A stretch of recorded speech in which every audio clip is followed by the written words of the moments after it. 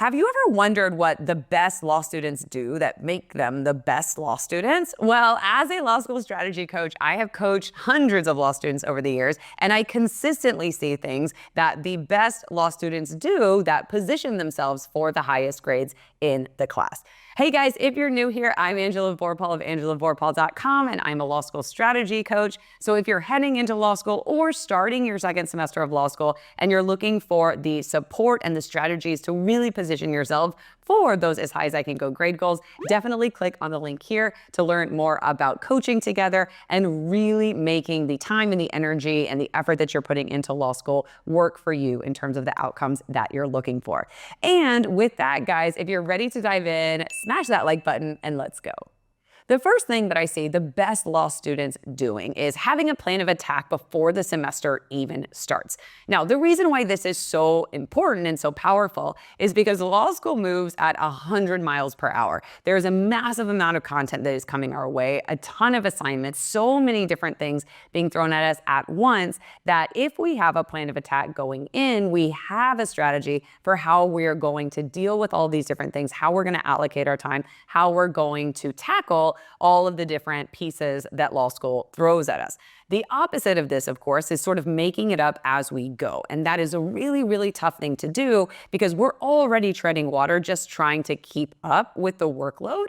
And so if we're also simultaneously trying to craft a strategy, it is a very, very tough, if not impossible thing to do.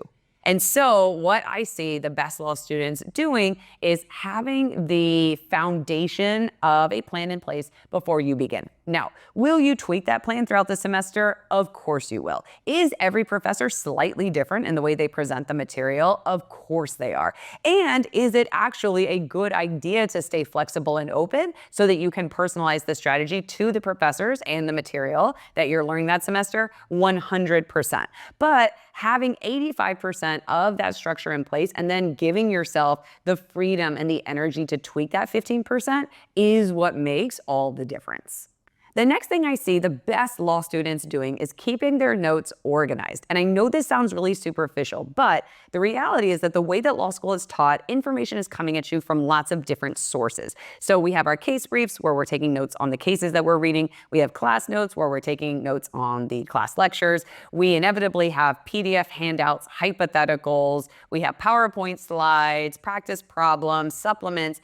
And so what inevitably tends to happen with a lot of us is that we have these different sources of information scattered and living in lots of different places. In our casebook, in handwritten notes, in an online note-taking platform, in a supplement or PDF. And so when it comes time to actually bring this information together, organize it, and learn it, it is so incredibly difficult and time-consuming. So if you can do that from the outset and have a system of organization that is very clear, compact, keeping everything together, you are going to be doing your future self a huge favor in terms of time saved and information acquisition to be able to move more quickly, more fluidly through everything that you're learning and keep up with the work rather than falling behind.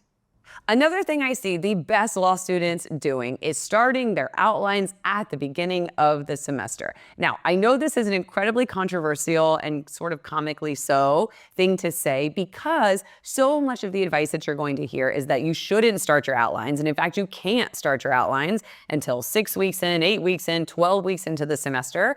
And so that's what so many law students do is they wait to start creating their outlines late.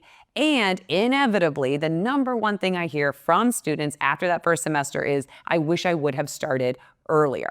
Now, the deal with outlines is that it is a compilation of all of the different sources of material that you are learning that we just talked about. And the way that law school is taught, this information snowballs every single week. And so there is no sort of pause or break on this car moving forward in terms of law school information. And so the longer you wait to bring this information together, organize it, synthesize it, learn it, teach it to yourself, look at it, touch it, the more work you're going to be creating for your future self. And so inevitably, if you wait 6 weeks or 8 weeks or 12 weeks into the semester, you're going to have that much of a backlog to get through and teach yourself. And so that's why I see so many law students not even starting their outlines until a week before final exams, not learning any of this information until the reading exam, final exam period. And so if we can start early, even though it feels premature, even though it feels way too soon to have to do this, we're going to be putting ourselves in such a stronger position to be able to keep up with the work so that at the end of the semester, we're reviewing things we've already learned rather than learning them for the very first time. This next one is a big one, and it is taking practice exams. Now, I know that practice exams are one of those things that everybody knows that you should do, but very few of us actually do. And the reason for that is because there's so much content coming at us that we feel already default overwhelmed by just learning this material. And so what inevitably happens is that practice exams get bumped down all the way down the priority list to the very, very end of the semester. And so most of us don't even touch a practice exam until 2 to 3 days before the final exam itself. And so what we want to do instead is to be able to layer in practice exams in a realistic and consistent way. So that could look like every 3 weeks, that could look like every 4 weeks, but something where you're consistently touching these things, consistently working with these things, because that's ultimately what we're getting graded on. Not to mention that every professor has a slightly different preference for what they emphasize, their style, and what they want to see in the answer itself. And the only way that we can figure out what that is by doing these practice exams, looking at past exams, getting feedback from our professor, which is so often almost universally self-imposed. And so if we can have that in place from the beginning and make sure that we're not deprioritizing it until the very end of the semester, that's going to make us such a stronger multiple choice taker, such a stronger writer, and really, really put us in a powerful position to go after the grades that we want. Now, this one's going to be a bit frustrating, I know, but the best law students talk to their professors. And I don't mean just chatting them up and asking them what their favorite color is and what they did before they became a professor. I mean substantively talking to them in office hours. And the reason is, as we talked about, every professor is going to have a slightly different take on the information that they want you to know and how they want it presented in a final exam answer or multiple choice answer.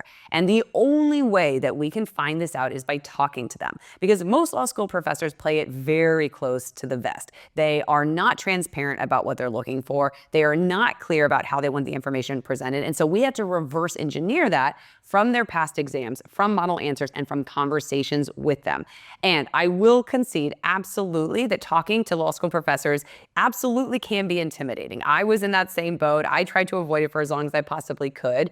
And so many of us do. But if we can go in with a consistent and respectful and substantive take on what the information is and show that we're doing the work and that we're looking for feedback, you are going to be surprised at how much information, reconnaissance gems your professors are willing to give you. And so this is one of the things that we always want to layer in if you're not seeing the results in grades that you want, because every professor is a different human being and they have a lot of autonomy as to how they are going to teach their course and how they're going to grade their course. And so we need to get to know the idiosyncrasies of every professor so we can layer that into what we're already doing in terms of how we're learning the material and how we're practicing with it. So over and over, these are the things that I've seen the best law students do that consistently position themselves for the highest grades in their classes. But I will absolutely concede that there are hundreds of little steps that make up these different strategy pieces. And so if you would love to get some support, insight, focus in on how to actually put these things into place, definitely click this link here so that you can see if 1L Coaching, working together, digging into all of these little puzzle pieces is a good fit for you. So I hope this was helpful, guys. Feel free to drop any questions you have in the comments below, and I will see you in the next one.